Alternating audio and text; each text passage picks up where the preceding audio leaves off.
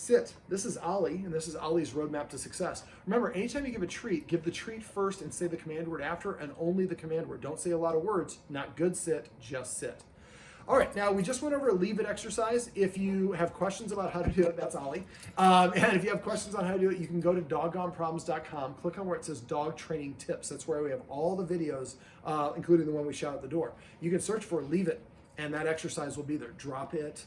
A lot of the stuff we went over is going to be there. And if you can't find any of those things, please message me. Now, the number I called you from is my private number. Please program that. If you have your cell phone now, program it in your phone and put down Doggone Problems as the company name. I called you at about a little bit before 3 o'clock, and then put down Doggone Problems so that way you can always search for dog in your phone and it'll always come up. We just went over the leave it exercise. And you remember, you don't have to do this stage. At this stage, you're just going to be doing the drop it part. I'm going to hold these so I have your attention so you stay here. Sit, but that's passive training, which we're going to talk about in a minute.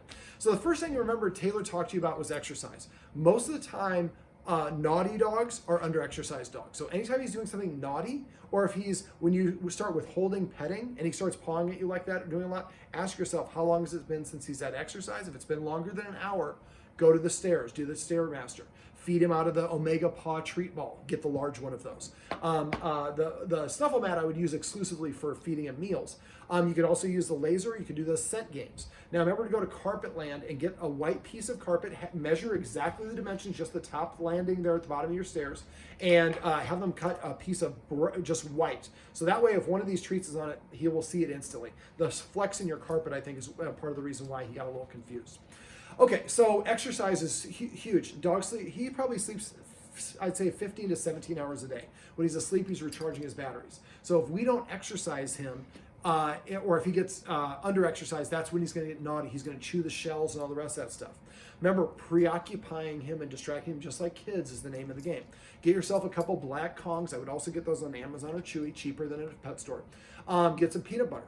Put one of these are Tricky Trainer chicken liver treats. That's empty, buddy. They're all right here. And I'm going to leave the bag here with you so you know what they are. Put one of these in there first. So it's going to smell. You can see the smell is everything to dogs. And then you fill it up with peanut butter. And you can fill the whole thing up. You look at it like, no way he can get it, and get the big one because he's a big dog. He'll take that peanut butter out, and at the end, you can take a pencil or something and poke that liver treat out. But that gives him something to do. I would recommend having a couple of those, and so you keep a couple in your freezer. At first, the first couple times, don't freeze them, but eventually freeze them. That way, if the guests come over, you can give him one of those, and he can go, and I'm going to try to work that peanut butter out. Instead of accosting your guest, you've given him kind of a job to do. Now, also, we like to have at least 20 toys. So you have about 10, so you need about 10 more. I would get a couple antlers. You've already gotten to those. Now, the antler that you have, the ones I'm seeing are in half. I would get the one around all the way. It'll last a little bit longer. An elk antler is probably for his size. I would also get some real bones. Boiled. So you can get them with marrow or stuff in it, but marrow bone is kind of nasty. You can just get a boiled one. They just like, when they're stressed, they like to chew. So I'd also give them some nyla bones. Nyla bones should be rigid, and they should not, and they come in different shapes. A lot of people get the one that looks like a cartoon bone, but I have one that's like a donut shape. I have a Tyrannosaurus Rex one, different wiggly ones. And they come in different flavors too. So go to Amazon or Chewy, look for the barbecue or the bacon. I don't like the chicken because I think it tastes like everything. Joke. But giving him those sort of things is great. Also, half of all dogs die of cancer. So broccoli and carrots ward off 2 types of cancer. I would give them a full carrot once a week as just prophylactic. It's a nice, dense thing for them to chew on. Also, the card we gave you is for the green spot. You can go there, or Wolf and Whiskers. I would get him a kneecap. I would get him a cow's ear. I would get him a cow's cheek, or what's called no hide. No hides are great. They look like the raw hides that we told you not to get, but they're okay to get. Anything you get at like Wolf and Whiskers or the green spot is going to be good and healthy for your dog. Petco and PetSmart sell a lot of things that we wouldn't recommend. Overly processed things are generally not great for dogs. I would also, for sure, get him a large size, not extra large, but a large water buffalo horn. It will probably outlast the dog. So if we give him a bunch of things that he can chew on, and I wouldn't go give them to him each day all at once, give him one at a time. Now, we normally go over teaching the dog to go to a dog bed, but Taylor, I think, is going to come back and work with you on teaching him the relaxation protocol, which is also teaching him to go to the dog bed. But getting him an assortment of those things, and I would also get the bully sticks. Bully sticks, the ones we get are from The Natural Dog Company. You can get them at Wolf and Whiskers, I believe. I know you can get them at the Green Spot. Make sure you get the odor-free ones. They will be cheaper if they're not odor-free. Your nose will thank you later. Just trust us, it's worth the extra money. So you want to have some of those stashed away, and the bully sticks last longer. The rest of those things might not last as long, but bully sticks can last pretty long. So if you have a friend come over, giving him something to do, like a bully stick, I'd accost you, but you saw how he's into the bully sticks when we gave him. You're not paying attention to me, but that bully stick's waiting, and he goes and gets the bully stick. So that can be a nice way to set him up for success. Last thing on setting up for success, if you have guests come over, exercising him before a walk, before you practice going to the Green Spot like we talked about, or the Dogtopia, or before you have guests come over. So if guests come over, make sure your guests all text you or call you first. Go to the stairs. Spend 5 minutes on the stairs is equivalent to like a half an hour walk. Make sure you have 10 minutes from him to recover.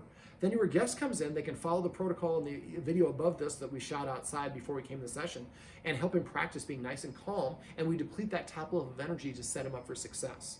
And again, if he's naughty, ask yourself, has been exercised within an hour? If not, give him a little bit of exercise. All right, so for the Green Spot, I'm gonna deviate from what I normally do. For the Green Spot, you wanna practice driving him to the Green Spot. Do it on Dogtopia, excuse me. Thank you. On days when you're not gonna go, like a Sunday. Sunday, there's not as much traffic.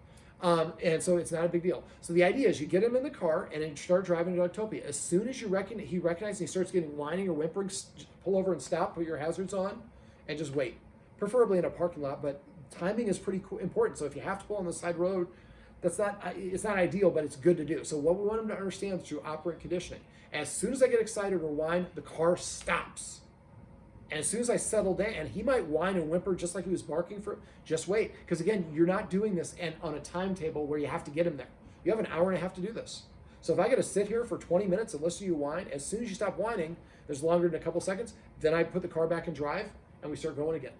So you're gonna have to start and stop a whole bunch the first couple times. That's why doing it on a Sunday will really help. But eventually he learns as soon as I whine, we stop. Or as soon as I bark, but as soon as I'm quiet, we start up again. And you'll get closer and closer and closer. Passive training, we'll talk about that in a sec. You just lay down. And so also try to practice. Eventually the idea is to get him all the way there and in the parking lot on a Sunday when you're not going in there. And then he's nice and calm when you get there and he's nice and calm. I would maybe have 5 or 6 of these treats, give him 5 or 6 of these treats, and then just turn around and drive back home. So we're desensitizing him. Every time we get to the parking lot at Dogtopia, it doesn't mean that we're going in there. Like actually 4 times for every 1 time we go in, there's 4 other times we go there and we don't go in there. But I get 5 treats in the parking lot if we're calm. And eventually you can actually on Sunday also open the door. And if he gets excited, close the door. Wait for him to calm down, open the door, close the door. Remember, break it down to small steps and practice each step over and over again until he behaves the way you want. We often say 5 for 5. So to the point where I can open the door and he stays there and doesn't lurch out. And I close the door. Pull my hand down, open the door, he stays there, close it, put my hand down. 5 times in a row he does that, then maybe you're ready to get out and start walking towards the building. All right, so we also talked about, rules. So remember, enforcing a rule is not being mean, and breaking a rule is very confusing for the dog and leads to a lot of frustration, and it causes the dog to challenge you more. So the rules we went over: not being allowed on the couch for at least 90 days, or as long as the problem is still going on. So as long as it's still jumping up and nibbling, it might be 6 months for you. Some people just after like a couple months are like, you know what, I like not having dog hair on the furniture, and it stays that way. And if we create, and Taylor will show you how to make him love going to the dog bed. And he won't have a problem with, he'll try, but after a while he'll realize she's resolute. No matter how many times I try, she's consistent. I'm gonna cross it off my list. I'm never gonna try to go on there in the future. You can always go to the floor and cuddle with him. He just can't come up to your, think of the furniture as like the teacher's lounge. Students are allowed to go to the teacher's lounge, but you get a reprieve. And they see a status to that. So, all right, so those are so let's talk about some of the rules. The more that you enforce rules, the more you act like a leader and the dog perceives you as being a leader. I don't know why I'm leaning in the chair. I'm trying to lose weight, and let me make myself look a little thinner. All right, so the furniture is a big one because the higher a dog sits, the more rank or status they have. And then if you decide 6 months from now or however long it is you want to invite him up, it's not to break a rule, just because you feel like sharing your couch with him. But I want him to have that guest mindset, like if I put my feet up here, you're like, David shouldn't be doing that, but if you do it, I wouldn't think about it. I want him to think of all the stuff as your stuff, and you're nice enough to let me chew on your bully stick and on your whatever these things are, the water buffalo horn. And so that way the dog feels like, oh yeah, she's super nice, but man, I'm going to treat it very respectfully because I appreciate that she lent it to me. This wasn't mine. I can do with what I want. Okay. So let me see. Other rules: sit at the door. Go to the door. Tell him to sit one time. Remember, the more you say it, the less you mean it. Dogs learn through repetition, consistency, and good timing. He has 3 seconds. Go to the door and say, sit one time. Don't ask him, tell him. Sit? No, thank you. Sit. If he sits in that 3-second window, as soon as he does, open the door. So you might have him on the leash ahead of time, and I'd probably stand on the leash in case he lurches through the door. And the same thing, go to where the leash is. Tell him to sit. If he doesn't sit, walk away and sit down. And wait a minute, and then go back to the leash and tell him, sit. And as soon as he sits, you reach for the leash. He probably gets up, pull your arm back down, say sit. If he sits in 3 seconds, reach for the leash again. If he doesn't, go all the way back down and sit down. Do this at times you're not taking him outside. So you're not on a timetable. There's no urgency for you. And eventually you get to the point where you say sit, he sits, you can reach, grab the leash, and attach it, and he stays seated. Then you walk into the door. Then I would do the door exercise. So you go to the door, you say sit once. If he doesn't sit within 3 seconds, make sure you're seated. If you're standing there, he thinks you're waiting for him. Sit down in the immediate area, wait 1 minute. Ask Google, Siri, Alexa, or whatever for 1 minute timer. After 1 minute, go back to the door and command him again to sit. If he doesn't sit this time within 3 seconds, I walk and sit down for 2 minutes. Next time for 4 minutes, 8 minutes, 16. Keep double length of time. You don't want to go out, he does. You want to go outside, Oliver? You got to do the smallest thing you can do as a dog and sit. And if you can't be bothered to sit, buddy, I can't be bothered to open that door. Boy, as soon as you sit, that door opens. Again, operant conditioning. Okay, so another rule shouldn't be, I would, if you're eating at your ottoman where you're seated during the session, I would say he's not allowed to be on the carpet on either side of the couches that are adjacent on the perpendicular side, or there's an imaginary line from the end of your ottoman. So you have kind of a U shape around your couch that he's not allowed to go into when you're eating. Now you're going to use the escalating consequences that Taylor showed you in the same exercise we showed you to keep him out of the kitchen. Now a great way to do this is to create a scenario. Go get a piece of roast beef, microwave it, put it down on your plate, the plate on your deal there. You're not actually eating. When you're eating, you're not paying attention. You cross the threshold. Remember, anything your dog is doing when you pet it is what you're reinforcing, including unbalanced states of mind like fear, stress, or anxiety. Pet a fearful dog, you make it more fearful. Also, anything your dog does in your presence that you don't specifically disagree with is pretty much giving your seal of approval. So not saying no is akin to saying yes. So we want him to practice not coming near you when you're eating food there. So he can come right up to the line, but as soon as I cross over, she gets up and marches at me. If you forget those escalating consequences, you get confused about that, let me know. You might want to also go to doggonproblems.com, click on dog training tips, and the search box type in invisible. I actually have taught a Great Dane that's a lot bigger than him how to respect invisible line for her to sit down and eat a snack in a very similar situation, and the dog learned to keep that distance. Remember, we have to help him practice self-control. So creating scenarios when you're not actually eating or not actually cooking, you're able to give him your full attention. Don't act like it, pretend like you're doing, look elsewhere, but see him out of the corner of your eye, use that teacher's eye. And then, man, they cross the threshold and then she's all over me. Blue shirt people came and they ruined my guardian. Now she just knows everything. So we create situations so we can help the dog practice when we have time. Then later on, when we have a guest come over, we're like, oh my God, Oliver's not accosting me for my food. Yeah, like we had doggone problems come over. They showed us how to teach invisible lines. But we set him up for success. We exercised him first. We taught him to leave it. And we taught him to respect boundaries. So all the lessons we're showing you today that we showed you were great ways for him to develop self-control, for you to act like a leader. Remember, burning energy is a form of currency. So practice going in your kitchen. Do you have a problem with bacon? Eating it religiously? I don't eat any meat. Well, okay. Some people ethically or religiously don't want to eat meat, but meat, the smell is very attractive to dogs. So a lot of times what I tell people to do, go in the kitchen, first give them that out command, then walk away, keep your hips pointed towards him, go get your piece of roast beef or Canadian bacon or whatever kind of thing you want, microwave it so it releases a lot of scent, put it on the counter, and then pretend like you're making yourself a sandwich or a salad or whatever, but you're watching that corner of your eye. As soon as you cross that threshold, you stop what you're doing, rushing towards it. It sure smells like she's cooking. It sure looks like she's cooking. She's in the place that she normally cooks, but as soon as I cross the line, she's all over me. So we help him practice at a time, again, when you're aware of what you're doing, but he doesn't think that you're aware of it. He thinks you're just doing things that he can normally take advantage of. So we create those situations to help the dog learn and practice those particular behaviors. We also talked about petting with a purpose and passive training. Now, you currently pet your dog so much he doesn't have to ask for it. So if you give a kid a grade that he didn't deserve, well, you're at a tough day, you didn't read the book, but I'll give you an A. Well, next time he has a tough day, you're not really helping him in the long term. And as a teacher, you understand that. But a lot of us, we think of breaking the rules as a reward. So what we want to do, and that's not really breaking a rule, but if you spoil a child, they have a distorted perception of reality. I'm not saying you're spoiled, but you're heading down that road. So basically what you do instead is next time you're going to withhold. So you want to pet him, you tell him, Oliver, sit. 1, 2, 3. You don't sit by 3. Pull back, pull out your phone, read a book, watch a little TV. Show him, I have 28 other things to do. You are number 1 on my list. But if you can't be bothered to listen to me, I'm on to other things, man. I'm not going to correct you. I'm not going to ask you multiple times. I'm not going to get mad. You just missed your opportunity. Next time that opportunity comes, it's going to be more valuable, and he's going to be more motivated to listen to you.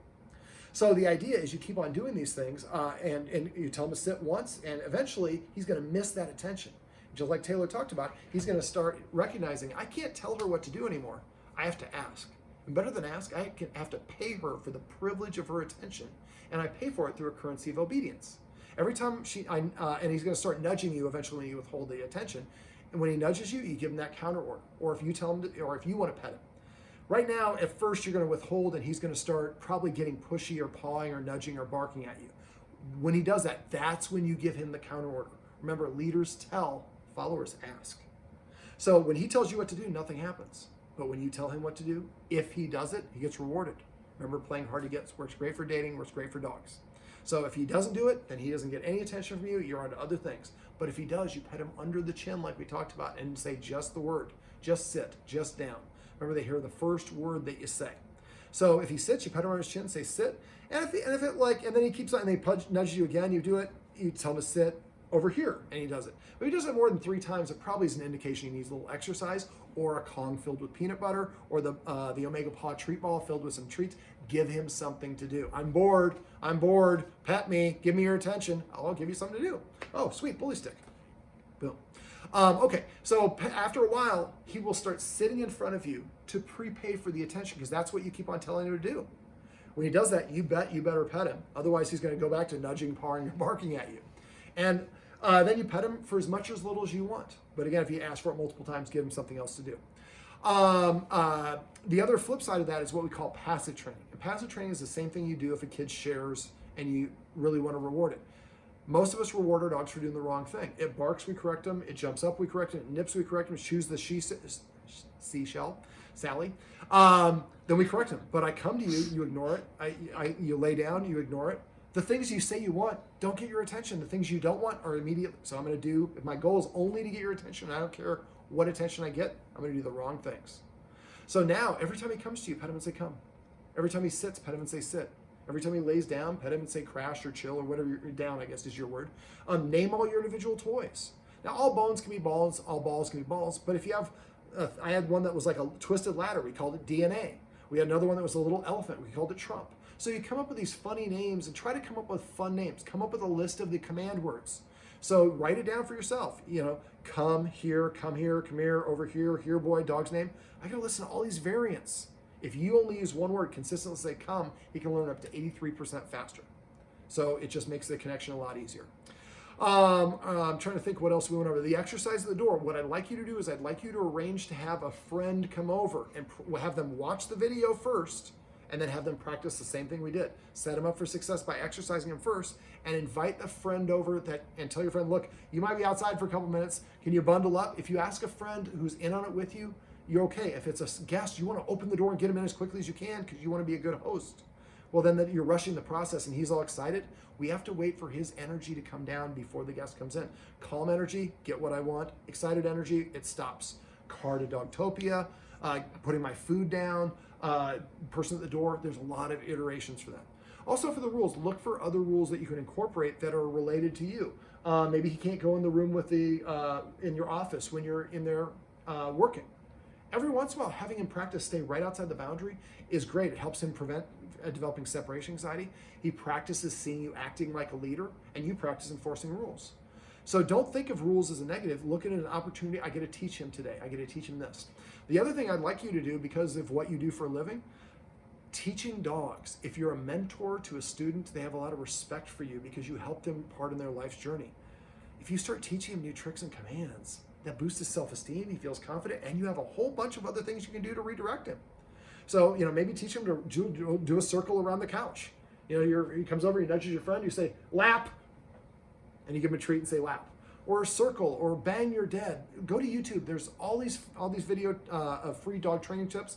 And again, Taylor can come by and she can show you how to do circle and some of these things when she comes back. But I'd like you to make a commitment to try to teach him a new trick or command once a week. And you might want to investigate clicker training.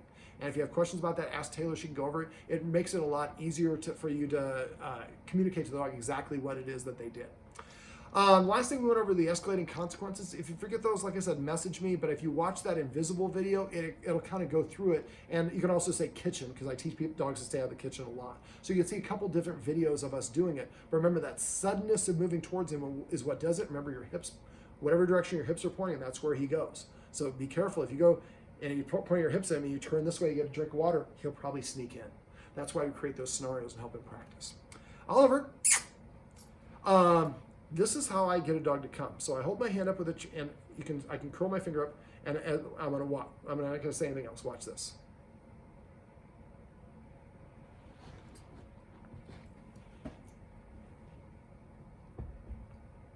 Come. The lower you go, the more it's for the dog. So start with your forearm parallel. Show him you have a treat, and then start lowering it. Literally go to the ground. When he comes to you, to make him sit, I put it over their head, and as soon as he sits, I lower it, let him lick it off. Remember, say just the command word, sit. Well, this is Oliver, and this is Oliver's roadmap to success. Remember, everything you do trains your dog. Only sometimes you mean it.